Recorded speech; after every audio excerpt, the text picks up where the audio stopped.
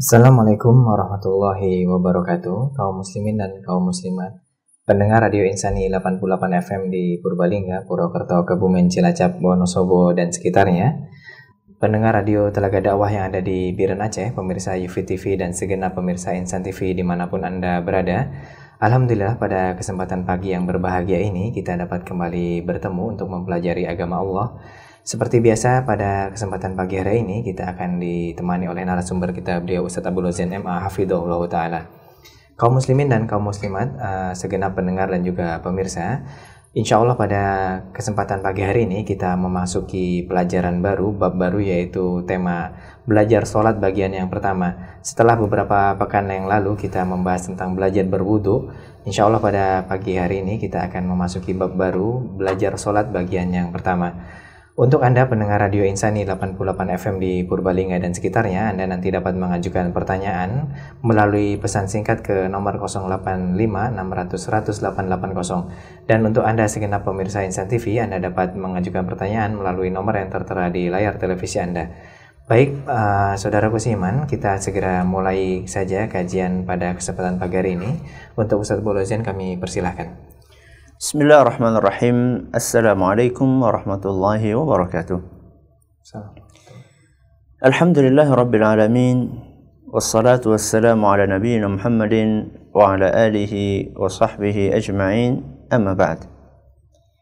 Kita panjatkan puja dan puji syukur kehadirat Allah tabaraka wa ta'ala pada kesempatan pagi yang berbahagia kali ini. Kita kembali diberi kekuatan, kesehatan, hidayah serta taufik dari Allah Jalla wa'ala, sehingga kita bisa kembali mengkaji ajaran agama kita yang mulia ini. Kita berharap semoga Allah Tabaraka wa Ta'ala berkenan untuk melimpahkan kepada kita semuanya ilmu yang bermanfaat, sehingga bisa kita amalkan sebagai bekal untuk menghadap kepada Allah Jalla wa'ala. Amin ya Rabbal Alamin. Salat dan salam semoga senantiasa tercurahkan kepada junjungan kita Nabi besar Muhammad sallallahu alaihi wa ala alihi wa sahbihi wasallam, kepada para sahabatnya, keluarganya dan umatnya yang setia mengikuti tuntunannya hingga akhir nanti. Para pendengar Radio Insani di Purbalingga dan sekitarnya, dan juga para pemirsa Insan TV dimanapun Anda berada. Setelah beberapa pengajian yang telah lalu, kita membahas tentang belajar berwudu sebagai sebuah persiapan untuk melakukan ibadah salat. Maka insya Allah mulai pertemuan ini dan seterusnya kita akan memulai pembahasan tentang tata cara salat sebagaimana yang diajarkan oleh Allah Subhanahu wa Ta'ala dan juga oleh nabinya Muhammad sallallahu alaihi wa ala alihi wa sahbihi wasallam. Seorang muslim setelah dia bersuci dan dia akan menjalankan ibadah salat, yang pertama kali dia lakukan adalah menghadap ke arah kiblat. Inilah yang insya Allah akan kita bahas pada pertemuan kita yang berbahagia kali ini, bahwa menghadap kiblat dan menghadap ke Ka'bah ada dua istilah di hadapan kita. Yang pertama kiblat, yang kedua adalah Ka'bah. Apa bedanya antara kiblat dan Ka'bah? Kiblat artinya adalah arah yang dituju oleh seorang muslim ketika dia sholat. Jadi kalau kita mendengar ada istilah kiblat, itu artinya adalah arah. Arah yang dituju oleh seorang muslim ketika dia menjalankan ibadah yang mulia, ibadah sholat. Adapun arahnya menghadap kemana? Jawabannya adalah menghadap ke Ka'bah. Jadi kalau arahnya namanya kiblat, kalau benda yang kita menghadap kepadanya ketika kita sholat, itu namanya Ka'bah. Adapun Ka'bah itu adalah merupakan sebuah bangunan berbentuk kubus yang saat ini berada di tengah-tengah Masjidil Haram di kota Mekkah Al-Mukarramah. Bangunan tersebut ditinggikan pondasinya oleh Nabi kita Ibrahim alaihissalam. Dan saat ini kita bisa melihatnya di tengah-tengah Masjidil Haram di kota Mekkah. Bangunan tersebut sekitar 11 kali 13 meter persegi, sekitar itu ukurannya. Nah, seorang muslim ketika dia sholat, dia diharuskan untuk menghadap ke arah kiblat. Bahkan para ulama telah sepakat bahwasanya menghadap ke arah kiblat ketika sholat bagi mereka yang mampu, hukumnya adalah merupakan syarat sah. Ketika kita katakan syarat sah, berarti kalau ada orang yang tidak menghadap ke arahnya dalam keadaan dia mampu, maka berarti sholatnya tidak sah. Karena dia meninggalkan syarat di antara syarat-syarat sholat. Kesepakatan tersebut telah dinukil oleh imam, antara lain oleh Imam Ibn Rushd rahimahullah ketika beliau menjelaskan ittafaqal muslimuna ala anna at-tawajjuha nahwa al-baiti fi as-salati syartun min syuruti sihhatis salah. Kata Imam Ibn Rushd di dalam kitabnya Bidayatul Mujtahid, kaum muslimin telah bersepakat, telah berkonsensus bahwa menghadap ke arah Baitullah ketika salat merupakan salah satu syarat sah salat. Jadi menghadap ke arah kiblat itulah merupakan salah satu syarat sahnya salat. Apa dalil dari ijma' tersebut? Dalil dari ijma' tersebut antara lain adalah firman Allah Subhanahu wa taala di dalam surat Al-Baqarah ayat 144. Kata Allah Subhanahu wa taala, "Fawalli wajhaka syatral masjidil haram." Kata Allah Subhanahu wa taala, "Fawalli wajhaka syatral masjidil haram." Hadapkanlah wajahmu ke arah Masjidil Haram. Maksudnya ketika salat. Wa haitsu ma kuntum fawallu wujuhakum syatrah. Kemudian kata Allah Subhanahu wa taala, dimanapun engkau berada, maka hadapkanlah wajahmu. Dimanapun engkau berada, hadapkanlah wajahmu ke arah tersebut, yaitu ke arah Masjidil Haram. Jadi di sini Allah Subhanahu wa taala memerintahkan kita manakala kita akan sholat supaya kita menghadap ke arah kiblat dimanapun kita berada. Ini dalil dari Al-Quran, yaitu dalam surat Al-Baqarah ayat 144. Adapun dalil dari hadis Nabi SAW antara lain adalah sabda beliau SAW yang berbunyi, "Idza qumta ila sholati fa asbighil wudu'a." Kata beliau, seandainya engkau sedang berdiri atau engkau akan berdiri untuk salat, kalau engkau akan salat, maka sempurnakanlah wudu'mu. Fa asbighil wudu'a, sempurnakanlah wudu'mu. Thumma istaqbilil qiblata fakabbir. Kemudian menghadaplah ke arah kiblat lalu bertakbirlah. Menghadaplah ke arah kiblat lalu bertakbirlah. Hadis riwayat Bukhari dan Muslim. Jadi bahwa menghadap ke arah kiblat merupakan salah satu syarat sahnya salat, itu adalah sebuah hukum yang dilandaskan di atas dalil dari Al-Quran, kemudian hadis Nabi SAW, dan juga ijma' para ulama sebagaimana dinukil antara lain oleh Imam Ibn Rushd rahimahullah. Tadi di awal kita katakan bahwa menghadap ke arah kiblat adalah merupakan syarat sahnya salat bagi mereka yang mampu. Dari kata-kata bagi mereka yang mampu, kita bisa memahami bahwasanya ada orang yang kalau dia tidak mampu untuk menghadap ke arah kiblat, maka tidak mengapa dia menghadap ke arah kiblat. Siapa-siapa sajakah orang-orang yang tidak diwajibkan untuk menghadap ke arah kiblat? Sekurang-kurangnya ada 3 jenis manusia yang mereka tidak diwajibkan oleh ajaran agama kita untuk menghadap ke arah kiblat ketika mereka sholat. Siapa mereka? Yang pertama adalah orang yang tidak mampu. Orang yang tidak mampu untuk menghadap ke arah kiblat. Misalnya karena sakit yang sangat keras misalnya. Ini yang pertama. Yang pertama adalah orang yang tidak mampu. Dia tidak mampu untuk menghadap ke arah kiblat karena dia sakit mungkin. Karena saking parahnya sakitnya sehingga untuk menggeser tubuhnya saja dia gak bisa. Sekedar untuk menggeser tubuhnya ke arah kiblat saja dia tidak mampu. Orang yang seperti ini maka tidak diwajibkan untuk menghadap ke arah kiblat. Sebagaimana yang difirmankan oleh Allah Subhanahu wa taala dalam Al-Qur'an surat At-Taghabun ayat 16. Dalam surat At-Taghabun ayat 16 Allah Subhanahu wa taala berfirman, "Fattaqullaha mastata'tum." Kata Allah, bertakwalah kalian kepada Allah semampu kalian. Jadi ini adalah merupakan sebuah ayat yang bersifat umum, ya, yang memberikan kemudahan kepada kaum muslimin agar mereka menjalankan perintah agama ini semampunya. Kalau dia tidak mampu untuk menghadap ke arah kiblat, tidak mengapa dia tidak menghadap ke arah kiblat. Kalau dia tidak mampu untuk sholat sambil berdiri, tidak mengapa dia sholat sambil duduk. Ya.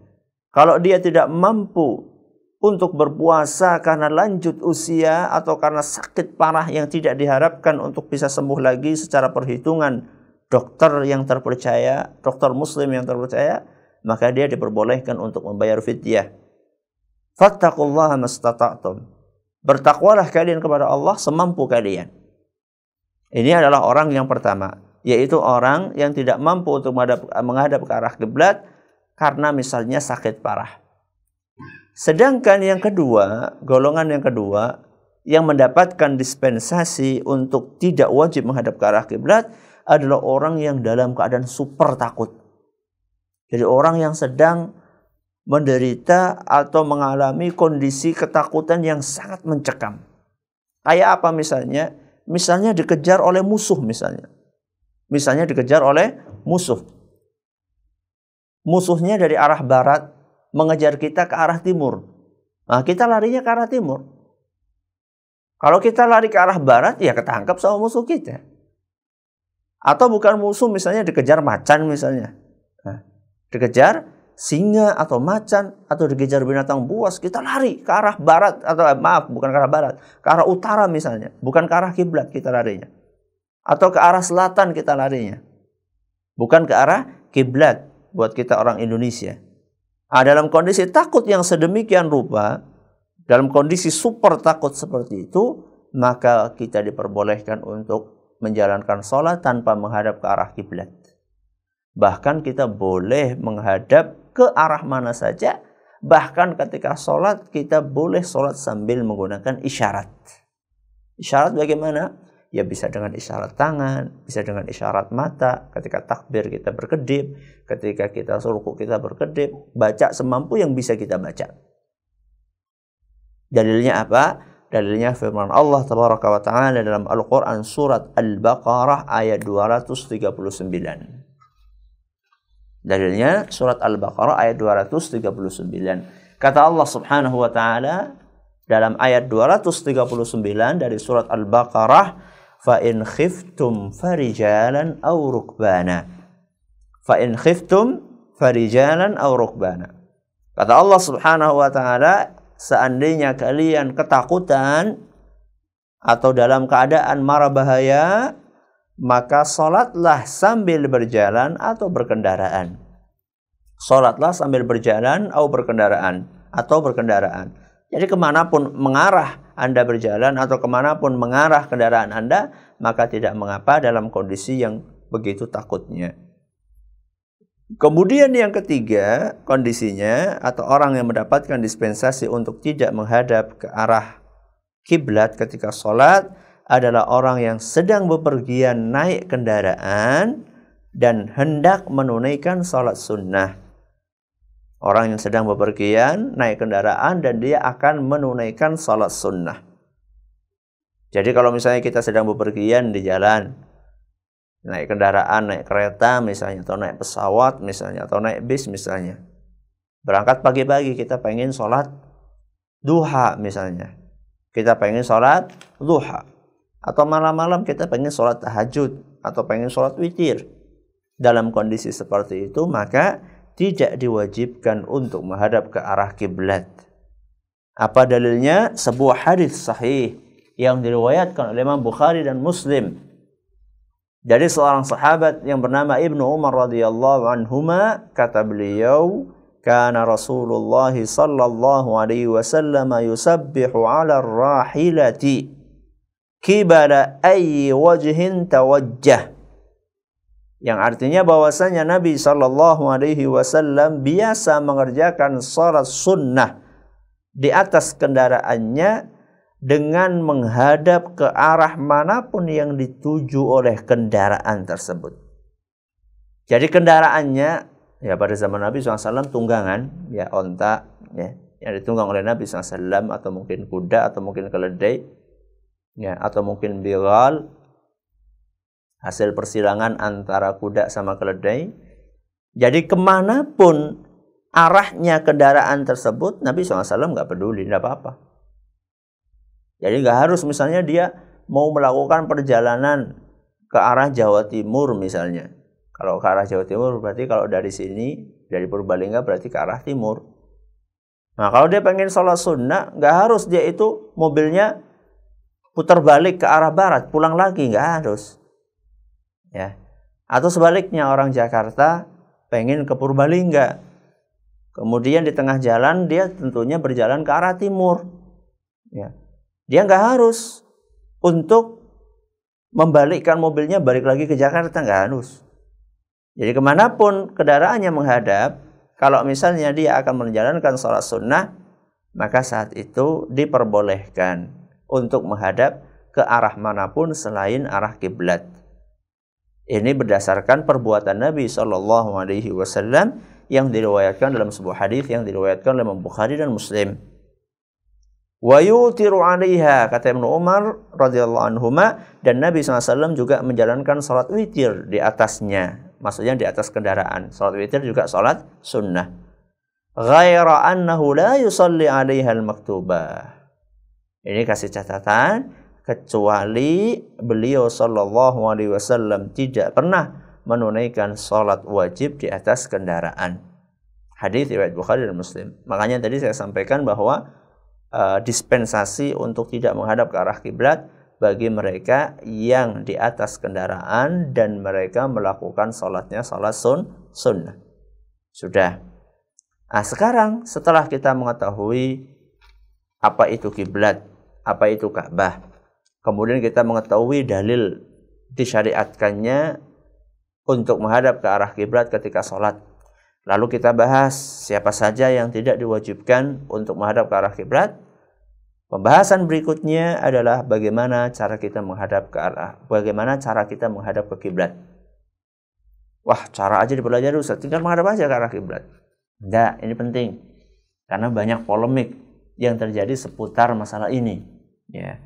Jadi bagaimana cara kita menghadap ke arah kiblat tergantung. Ya, tergantung saat itu posisi kita di mana. Ya.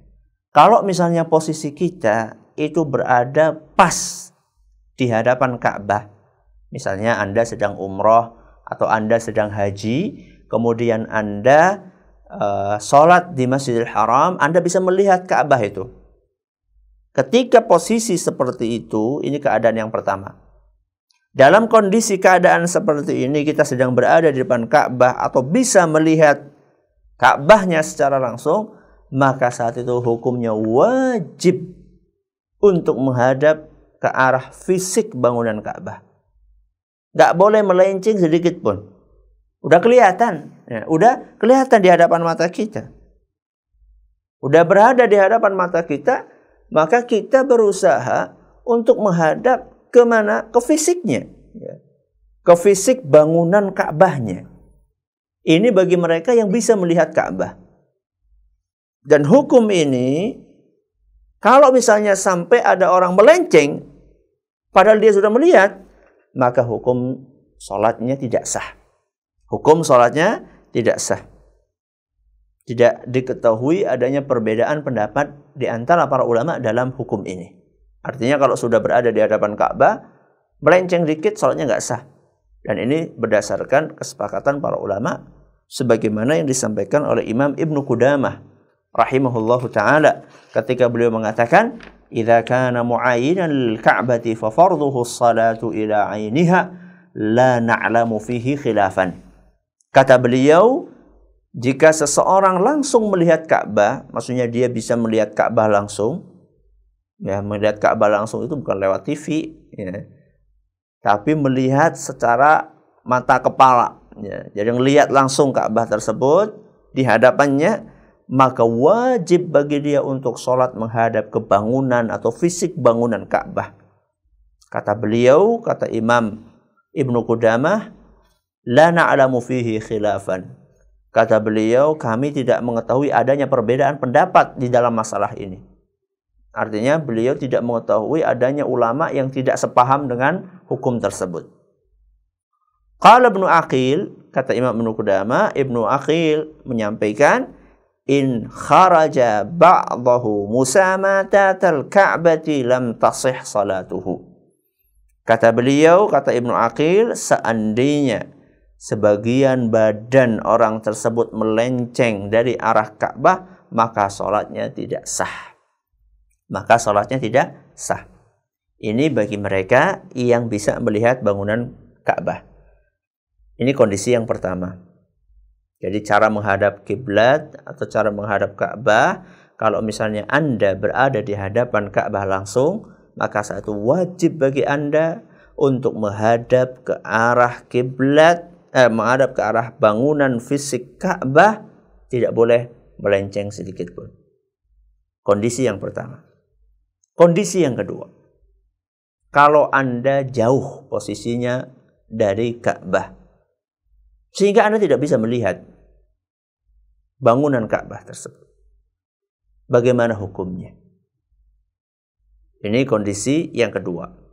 Contohnya siapa? Contohnya anak dan antum, saya dan para pemirsa, para pendengar sekalian yang sekarang berada di sebuah negeri yang jauh dari Ka'bah, di Indonesia.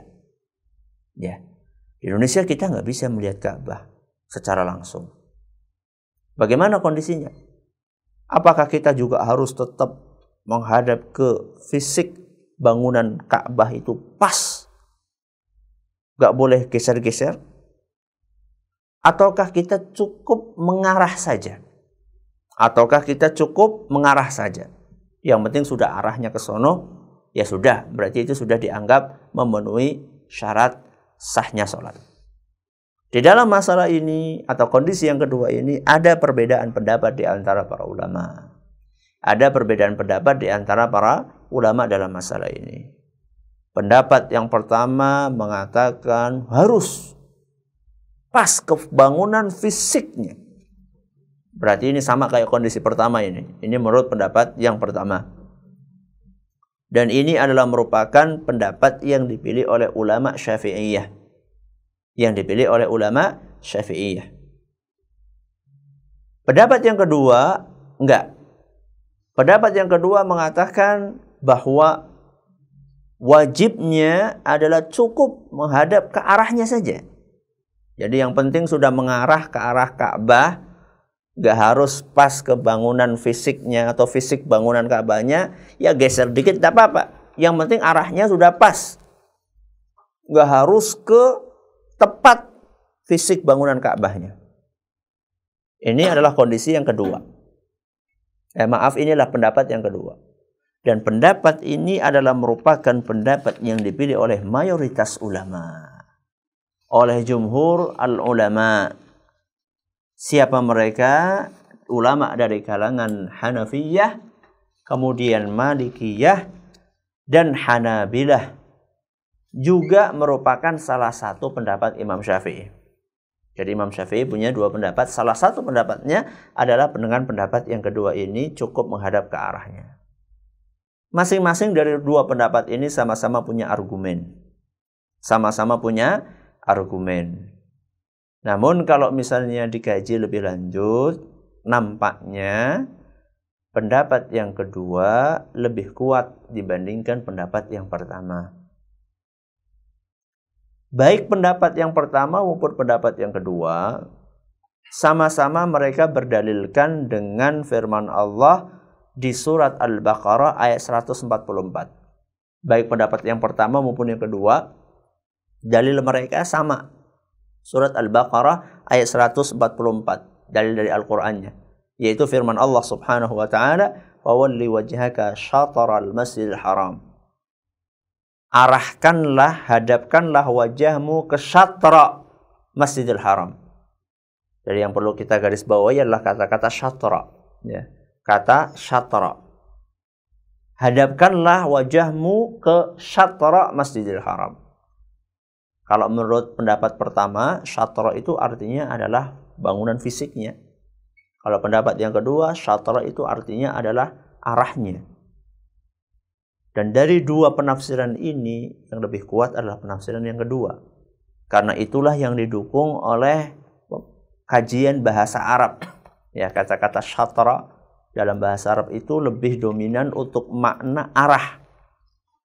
Dan juga para ulama dari kalangan sahabat Nabi SAW, para pakar tafsir dari kalangan sahabat Nabi SAW, kemudian juga generasi tabi'in, sampai ulama salaf sudah mereka pun menyampaikan hal yang serupa, bahwa syatra itu maknanya adalah arah. Maka saya katakan pendapat yang kedua, yaitu pendapat mayoritas ulama, lebih kuat. Cukup menghadap ke arahnya saja. Adapun dalil dari hadis Nabi SAW yang menunjukkan bahwa cukup menghadap ke arahnya saja adalah sabda Nabi SAW dalam sebuah hadis yang diriwayatkan oleh Imam At-Tirmidzi. Dan hadis ini dinilai hasan sahih oleh beliau, yaitu oleh Imam At-Tirmidzi. Adapun Syekh Al-Albani menyatakan bahwa hadis ini adalah hadis yang sahih. Kata Nabi SAW, "Ma bainal masyriqi wal maghribi qiblah." Kata Nabi SAW, arah antara timur dan barat adalah kiblat. Arah antara timur dan barat. Arah antara timur dan barat mana ya? Arah antara timur dan barat. Timur sama barat. Antara timur sama barat, kalau nggak utara ya selatan. Kok bisa Ustadz?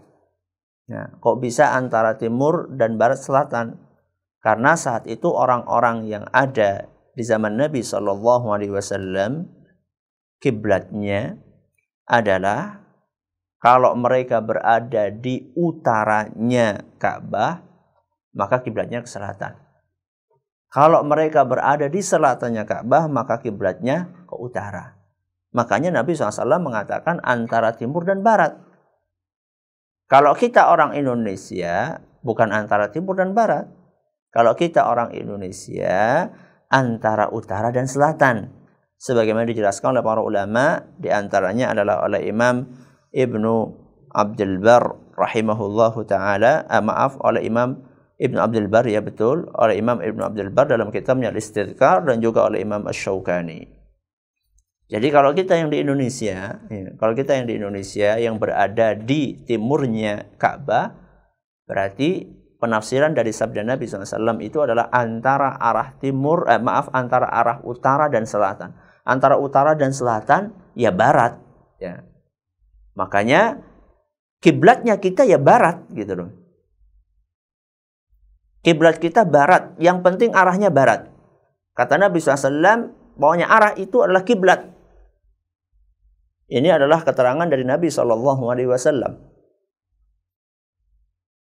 Entah baratnya barat laut ya, atau barat daya, atau barat ya. Yang penting arahnya ke sana. Ini berdasarkan sabda Nabi SAW yang tadi saya bawakan. Ini adalah dalil dari hadis Nabi SAW. Adapun secara logika, ya, dalil aklinya, secara logika, gak mungkin seluruh kaum muslimin itu diwajibkan menghadap ke arah pas bangunan fisik Ka'bah. Kenapa? Karena banyak di antara masjid-masjid kaum muslimin, ukurannya lebih gede daripada ukuran Ka'bah. Ukuran Ka'bah itu hanya sekitar 11 kali 12 meter. Nah, 11 kali 12 meter. Sedangkan masjid kaum muslimin gede-gede. Ada yang 30 meter, ada 50 meter, bahkan ada 100 meter. Kalau misalnya semua orang yang sholat di masjid yang begitu lebarnya itu, softnya begitu panjang, harus menghadap semuanya ke arah fisik bangunan Ka'bah, maka nanti sholatnya softnya akan ngelengkung. Ya. Karena semuanya harus kayak gini. Harus satu titik. Karena kalau misalnya nggak satu titik, semuanya lurus kayak gini, yang ukuran 13 meter atau 12 meter ini, di belakangnya imam, kemudian di belakangnya imam berapa meter, yang 11 meter ini, itulah mereka yang bisa menghadap ke bangunan Ka'bah fisiknya.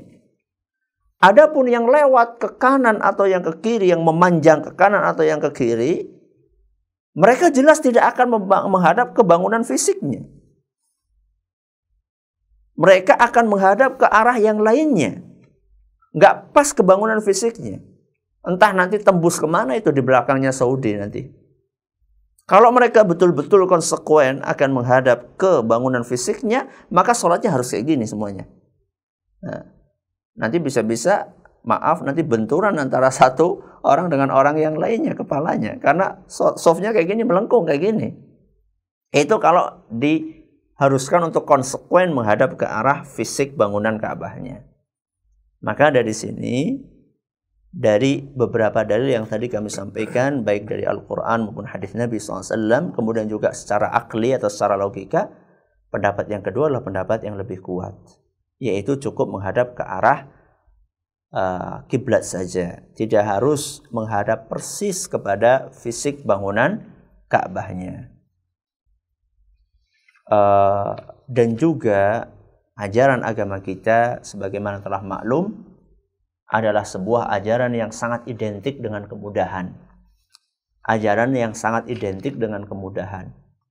Dan itu banyak sekali dalilnya. Di antaranya adalah firman Allah Subhanahu wa taala, yuridullahu bikumul yusra wa la yuridu bikumul usra. Allah Subhanahu wa taala menghendaki kemudahan bagi kalian. Allah Subhanahu wa taala menghendaki kemudahan bagi kalian dan tidak menginginkan kesukaran dan kesulitan untuk kalian. Jadi Allah nggak suka kalau umatnya ini tersulitkan. Dalam Al-Quran surah Al-Baqarah 185 dan masih ada hadis-hadis yang lainnya, ayat yang lainnya menjelaskan bahwa agama kita agama yang mudah, maka jangan dipersulit. Saya sudah menulis sebuah makalah yang berjudul Haruskah berpolemik mengenai arah kiblat? Haruskah berpolemik mengenai arah kiblat? Bisa para pendengar dan pemirsa baca, atau bisa juga di-download secara cuma-cuma di dalam website tunasilmu.com. Di dalam website tunasilmu.com. Dan saya tutup saat itu dengan pembahasan bahwa polemik yang ada di masyarakat saat ini mengenai sikap sebagian dari masyarakat yang memaksakan seluruh arah masjid supaya menurut mereka harus pas ke arah barat laut misalnya, ya, ke arah barat laut misalnya, sehingga memaksakan seluruh masjid untuk dirubah arah kiblatnya. Kalau misalnya tidak dirubah, kemudian diintimidasi misalnya, diomong ini dan itu, maka ini bukanlah merupakan sifat yang bijak. Memang betul, lebih utamanya adalah menghadap pas ke arah kiblat. Akan tetapi itu tidak harus, berdasarkan dalil-dalil yang tadi kami sampaikan, baik dari Al-Quran maupun dari hadis Nabi SAW dan juga secara logika. Dan itulah pendapat jumhur atau mayoritas ulama. Jadi silahkan, kalau Anda memang ingin ngepaskan ke arah yang menurut Anda paling pas, silahkan. Akan tetapi tidak usah memaksa, tidak usah mengintimidasi orang lain supaya mengikuti pendapat Anda. Karena pendapat yang kedua pun merupakan pendapat yang sangat kuat dan berdasarkan dalil-dalil Al-Quran dan Sunnah Nabi SAW dan juga praktek para ulama kita dahulu. Para ulama kita dahulu, para sahabat Nabi SAW, manakala mereka meninggalkan kota Madinah, berhijrah kemana-mana, mereka cukup sekedar mengarah saja, nggak memaksakan harus ke bangunan fisiknya. Mana yang lebih bertakwa antara kita sama mereka, sahabat Nabi SAW? Maka kita perlu bersikap dewasa dalam masalah ini. Ya. Bagi mereka yang ingin untuk menghadap persis ke arah fisik bangunannya, bangunan Ka'bah yang menurut dia seperti itu, menurut prediksi atau menurut perkiraan dia, silahkan. Tapi jangan paksakan orang untuk harus mengikuti pendapat Anda. Karena orang yang lain juga punya dalil yang kuat. Orang yang lain juga punya dalil yang kuat. Dan kalau memang mau dirubah, harus ada sosialisasi dengan baik kepada masyarakat. Jangan sampai seperti di salah satu masjid, saya perhatikan itu softnya nggak tahu berapa kali ganti. Lurus, terus miring lagi, lurus lagi, hapus lagi, dikerok lagi catnya. Masya Allah. Ya, nggak usah terlalu gitu. Ya, nggak usah terlalu gitu. Maka ini perlu dicamkan. Jadi yang pertama yang harus kita perhatikan ketika kita akan sholat adalah menghadap ke arah kiblat. Apa hikmahnya, Ustaz? Pertama, kita harus pahami bahwa menghadap ke arah kiblat atau menghadap ke arah Ka'bah itu bukan dalam rangka untuk menyembah Ka'bah. Karena ada sebagian kaum muslimin yang termakan isu, katanya, tuh apa bedanya orang-orang Islam sama yang lainnya? Nah, orang Islam, orang yang lain, para orang-orang musyrikin Quraisy, mereka menyembah berhala dari batu. Kaum muslimin juga sama menyembah berhala dari batu, yaitu menyembah Ka'bah. Jadi apa bedanya antara kaum muslimin sama orang-orang penyembah berhala? Jawabannya tegas sekali dalam Al-Quran. Allah Subhanahu wa ta'ala berfirman, "Falyabudu rabba hadzal bait." Ini dalam surat Al-Quraisy. "Falyabudu rabba hadzal bait." Hendaklah mereka beribadah menyembah kepada penguasa Ka'bah. Rabb, penguasa, Tuhannya Ka'bah. Ya, Tuhannya Ka'bah, penguasanya Ka'bah. Jadi Allah Subhanahu wa ta'ala berfirman supaya kita menyembah penguasanya Ka'bah. Kita nggak disuruh menyembah Ka'bah. Kalau misalnya kita disuruh menyembah Ka'bah, berarti ayatnya bukan falyabudu rabb hadzal bait, tapi ayatnya falyabudu hadzal bait. Hendaklah mereka beribadah menyembah bangunan ini, yaitu Ka'bah. Ayatnya nggak seperti itu. Ayatnya bunyinya falyabudu rabb hadzal bait. Hendaklah mereka beribadah dan menyembah Rabb atau penguasa Ka'bah ini, yaitu Allah Subhanahu wa ta'ala. Nah, kalau misalnya memang seperti itu yang disembah adalah Allah, kenapa kita mesti menghadap ke arah kiblat? Mengapa kita mesti menghadap ke arah Ka'bah? Jawabannya di antara hikmah yang disebut oleh para ulama, antara lain adalah sebagai media pemersatu kaum muslimin. Sebagai media pemersatu kaum muslimin. Jadi kalau misalnya kita sholatnya menghadap, terserah kita, nanti bisa-bisa sholatnya itu saling membelakangi. Nah, orang Jawa mengatakan ungkur-ungkuran nanti. Ya, dalam satu masjid nanti ada yang menghadapnya ke utara dan ke selatan. Nanti ketika sujud atau ketika ruku, nanti pantatnya bisa tabrakan. Atau misalnya nanti kalau nggak saling membelakangi, nanti saling berhadapan-hadapan. Kepalanya nanti benturan nanti itu. Nah, ada yang menghadap ke utara, menghadap ke selatan, menghadap ke barat, timur. Tapi subhanallah, di antara hikmahnya kenapa kita disuruh menghadap ke arah kiblat adalah untuk menjadi media pemersatu kaum muslimin. Jadi alangkah indahnya kalau di-shoot ya, kalau di-shoot dari atas, kaum muslimin di seluruh penjuru dunia, dimanapun mereka berada, kiblatnya sama. Yang di Indonesia menghadapnya ke Ka'bah. Kemudian yang di Amerika menghadapnya ke Ka'bah, yang di Cina menghadapnya ke Ka'bah. Nah, yang di Afghanistan menghadapnya ke Ka'bah, yang di India semuanya menghadapnya ke arah Ka'bah. Itu kalau di-shoot dari atas tuh Masya Allah itu. Ya. Jadi semuanya menghadap, gak usah lah kita di-shoot Kita lihat aja shootingan atau fotonya orang yang sedang sholat di Masjidil Haram. Itu bisa kita lihat luar biasa. Mereka semuanya memutar kepada satu titik. Itu baru kita ngelihat orang-orang yang sholat di mana? Di sekeliling Ka'bah. Apalagi kalau misalnya itu disut dari seluruh penjuru dunia. Kalau bisa itu, Masya Allah itu. Itu adalah merupakan salah satu media pemersatu kaum muslimin. Kemudian di antara hikmahnya yang lain adalah bahwa supaya kita mengingat tentang kewajiban kita untuk menjalankan ibadah haji ke Baitullah. Jadi kapan kita mampu, kita berusaha untuk senantiasa menghadap ke arah atau kapan kita mampu, kita berusaha untuk menunaikan ibadah haji ke Baitullah. Inilah pembahasan kita pada kesempatan pagi yang berbahagia kali ini. Dan insya Allah kita akan mendengarkan beberapa pertanyaan yang disampaikan oleh para pemirsa Insan TV dimanapun Anda berada, atau para pendengar radio Insani di Purbalingga dan sekitarnya. Mari kita dengarkan pertanyaan-pertanyaan tersebut. Silakan. Baik, demikian kaum muslimin dan kaum muslimat, pendengar radio Insani dan juga segenap pemirsa Insan TV, telah kita simak bersama pemaparan yang telah disampaikan oleh Ustadz Abdul Zain. Selanjutnya kita akan memasuki sesi tanya jawab, dan kami mengundang Anda semua untuk bersoal jawab dengan Ustadz Abdul Zain terkait dengan materi yang telah beliau sampaikan. Pertanyaan pertama datang dari hamba Allah yang tidak menyebutkan namanya. Ini terkait dengan masalah arah kiblat ini, Ustaz. Iya. Mungkin perlu diperjelas lagi. Assalamualaikum, Ustaz. Waalaikumsalam. Sehubungan perintah menghadap ke arah Ka'bah, saat ini sudah ada GPS. Berarti kita bisa mengetahui secara tepat arah kiblat. Bagaimana bila mihrab masjid tidak tepat ke arah kiblat? Apakah kita harus mengikuti arah kiblat sesuai GPS atau mengikuti arah yang sudah ada di masjid itu? Ya.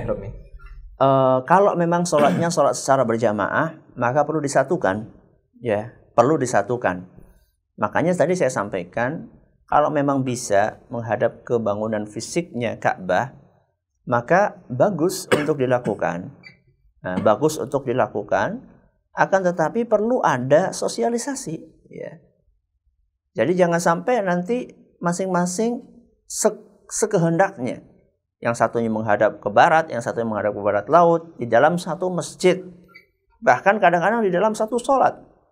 Maaf ini, kadang-kadang ada sebagian orang ketika dia mampir di sebuah masjid atau sholat di sebuah masjid, karena masjidnya safnya masih lurus menghadap ke barat, kemudian dia meyakini enggak, pokoknya harus menghadap ke barat laut. Akhirnya ketika sholat dia tampil beda dia. Yang semuanya safnya lurus kayak gini, tahu-tahu dia menceng kayak gini sendiri. Miring sendirian kayak gini, tampil beda. Nggak perlu seperti itu. Itu merusak shaf. Itu merusak shaf. Dan memecah belah persatuan kaum muslimin. Sebaliknya Anda juga seperti itu. Kalau misalnya Anda sudah berada di masjid yang miring, ikut aja masjid itu miring. Nggak usah Anda memaksakan pendapat Anda untuk lurus. Jadi kalau memang mampu untuk menghadap ke arah fisik Ka'bah, maka bagus, tidak apa-apa. Akan tetapi perlu adanya sosialisasi kepada jamaah masjid, ya. Kemudian juga diambil kata sepakat di antara mereka. Diambil kata sepakat di antara mereka, ayo kalau kita rubah, kita rubah. Akan tetapi kalau memang sangat memberatkan dan dikhawatirkan akan menimbulkan fitnah, dikhawatirkan akan membuahkan polemik yang berkepanjangan, maka sebagaimana adanya saja menghadapnya ke arah barat, insya Allah tidak mengapa. Jadi miring, ya, miring itu masih bisa ditolerir. Miring masih bisa ditolerir. Kemiringan yang masih ditolerir, kata sebagian ulama, itu adalah kemiringan yang tidak sampai merubah arah secara total. Jadi kalau misalnya miringnya itu sampai menghadap ke utara, nah itu baru nggak bisa ditolerir. Atau miringnya sampai menghadap ke selatan, itu nggak bisa ditolerir. Atau miringnya sampai menghadap sebaliknya ke arah timur, buat kita orang Indonesia, maka nggak bisa ditolerir. Tapi kalau misalnya miringnya ada yang ke arah barat laut, ada yang ke arah barat, itu masih bisa ditolerir. Ya, perbedaan yang seperti itu masih bisa ditolerir, karena sabda Nabi SAW yang tadi saya bawakan, ma bainal masyriqi wal maghribi kiblah. Arah antara timur dan barat adalah merupakan kiblat. Jadi miring, pokoknya asal arahnya antara dua arah itu, maka itu adalah termasuk arah kiblat. Wallahu taala a'la wa alam. Silahkan. Demikian kaum muslimin dan kaum muslimat, jawaban yang telah disampaikan oleh Ustaz Abdul Razak. Ini ada pertanyaan yang menarik, Ustaz. Tadi telah dibahas tentang kondisi di mana tidak menghadap kiblat ketika sholat sunnah, Ustaz ya. Yeah. Nah, ini bagaimana dengan ketika sholat wajib? Pertanyaannya dari dari Ummu Wahab di Purbalingga. Assalamualaikum Ustaz. Saat saya pergi naik kendaraan umum, pernah tidak berhenti sama sekali sehingga waktu sholat duhur dan sholat asar saya sholat di kendaraan. Sahkah sholat saya, Ustaz? Ya. Naik kendaraan ada beberapa kondisi. Ya, naik kendaraan ada beberapa kondisi. Jadi kalau misalnya yang pertama dia pakai kendaraan pribadi, Kendaraan pribadi berada di bawah kendali dia, di bawah kekuasaan dia. Jadi dia harus berhenti kalau kayak gitu. Ini kondisi yang pertama, pakai kendaraan pribadi. Atau kondisi yang kedua, dia bukan pakai kendaraan pribadi, cuman dia nyewa. Ya, dia nyewa kendaraan tersebut. Ya, pakai sopirnya atau nyarter, ya. Atau mungkin pakai travel yang fleksibel, bisa minta untuk berhenti. Maka saat itu dia berhenti, minta berhenti. Ya, minta berhenti. Harus ada keberanian di antara kaum muslimin untuk melakukan itu. Itu hak. Ya, itu hak dia untuk meminta dari biro tersebut untuk berhenti dulu sholat, mampir. Ya. Di jamak tidak apa-apa, di tengah perjalanan. Saat zuhur saja atau saat asar saja, atau saat maghrib saja atau saat isya saja. Ya, minta sama mereka supaya berhenti. Atau kemungkinan yang ketiga, ya, itu kendaraan umum dan nggak mungkin berhenti. Misalnya kereta, berhenti dulu Pak, kereta. Pak masinis berhenti dulu, kita sholat dulu. Nggak bisa.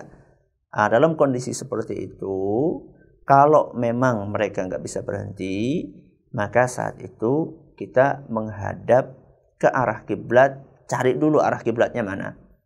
Misalnya arah kiblatnya ternyata agak serong dari tempat kursi kita misalnya. Maka setelah itu kita hadapkan dulu ke arah kiblat. Nah, kemudian setelah itu bisnya mau belok kemana saja nggak masalah. Yang penting awalnya menghadap ke arah kiblat. Ini adalah dalam keadaan keterpaksaan sekali. Kecuali kalau misalnya Anda prediksikan bahwa Anda bisa sampai ke tujuan sebelum hilangnya atau habisnya waktu sholat. Misalnya Anda kira-kira kalau sampai ke tujuan itu adalah sekitar jam 4-an misalnya. Berarti kan masih ada kesempatan untuk sholat di tempat tujuan. Maka saat itu jangan sholat di kendaraan. Atau misalnya Anda prediksikan sebelum berangkat Anda bisa untuk menjamak sholatnya, jamak takdim misalnya. Anda berangkatnya misalnya pada maghrib misalnya. Berarti kan Anda bisa sholat dulu maghrib dan isya. Berarti nggak perlu untuk sholat di masjid. Nggak perlu untuk sholat di kendaraan. Kalau kondisinya seperti ini. Tapi kalau misalnya kondisinya nggak seperti itu, full perjalanannya sampai menabrak seluruh waktu sholat, maka kondisinya seperti yang tadi saya sampaikan, fattaqullaha mastata'tum, bertakwalah kepada Allah semampu kalian. Wallahu taala a'lam wa a'lam. Demikian saudara Abu Wahab yang ada di Karangluas, jawaban atas pertanyaan Anda ajukan. Pertanyaan berikutnya datang dari saudara Sigit. Beliau bertanya, ketika saya berkunjung ke rumah saudara yang non muslim, kemudian masuk waktu sholat, dan saya sholat di dalam rumahnya menghadap ke arah kiblat. Tetapi di dinding rumah tersebut ada gambar salibnya. Bagaimana itu Ustaz hukumnya? Terima kasih. Ya, lebih baik mencari tempat yang lainnya. Ya, cari tempat misalnya di musola atau di masjid. Ya, itu untuk kehati-hatian, dan juga secara asal yang namanya kaum pria ketika datang waktu sholat, menurut pendapat yang lebih kuat adalah dia wajib untuk sholat berjamaah di masjid. Jadi kalau misalnya dia mampu untuk pergi ke masjid, maka dia harus pergi ke masjid menurut pendapat yang lebih kuat, dan tidak mencukupkan diri untuk sholat di dalam rumah. Apalagi kalau misalnya di dalam sebuah kamar yang jelas-jelas di situ ada salibnya. Maka ini perlu dihindari oleh seorang muslim. Ya. Mungkin ini ada yang menarik juga, Ustaz. Saya pernah menjumpai di sebuah rumah sakit gitu, Ustaz. Ada kaum muslimin yang mereka sakit, tetapi qadarullah rumah sakit itu rumah sakit non muslim gitu kan. Yang dia tidak bisa kemana-mana, berada di dalam ruangan. Di dalam ruangan itu terdapat salib dan dia harus sholat di situ, Ustaz. Itu mungkin bagaimana Ustaz hukumnya, Ustaz? Kalau memang dia bisa untuk melepas salib tersebut, ya lepas saja. Dia akan punya hak untuk mendapatkan pelayanan yang prima, untuk mendapatkan pelayanan yang sempurna. Kemudian dari awal sebaiknya dia menghindari rumah sakit non-muslim seperti itu. Kecuali kalau misalnya rumah sakit itu adalah rumah sakit yang dimiliki sahamnya oleh non-muslim dan muslim misalnya. Kemudian di situ ada musolanya, ya bahkan mungkin ada masjidnya, diberi kesempatan untuk yang lainnya yang tidak satu agama untuk beribadah dengan baik di situ, disediakan fasilitas beribadahnya, itu enggak apa-apa. Tapi kalau misalnya sudah jelas-jelas rumah sakit itu adalah membawa misi sebuah agama, ya misalnya agama non-Islam, maka tidak layak bagi kaum muslimin untuk menginap di situ, untuk dirawat di situ. Karena kita tahu ada beberapa rumah sakit yang jelas-jelas membawa simbol-simbol itu, bahkan setiap ruangan ditaruh simbol-simbol agama tersebut. Atau bahkan ada semacam pendekatan oleh pihak rumah sakit kepada para pasiennya agar tertarik kepada agama yang dianut oleh pemilik rumah sakit tersebut. Maka ini harus diwaspadai dan tidak sepantasnya seorang muslim apalagi tokoh agama untuk menginap di situ. Wallahu a'lam. Baik, satu pertanyaan terakhir Ustadz karena keterbatasan waktu. Ini pertanyaannya agak keluar dari tema pada kesempatan pagi hari ini. Dari saudara kita yang tidak menyebutkan namanya. Bagaimana hukumnya Ustadz apabila kita ketiduran sepanjang malam suntuk dan kemudian kita terbangun pada pukul 7 pagi?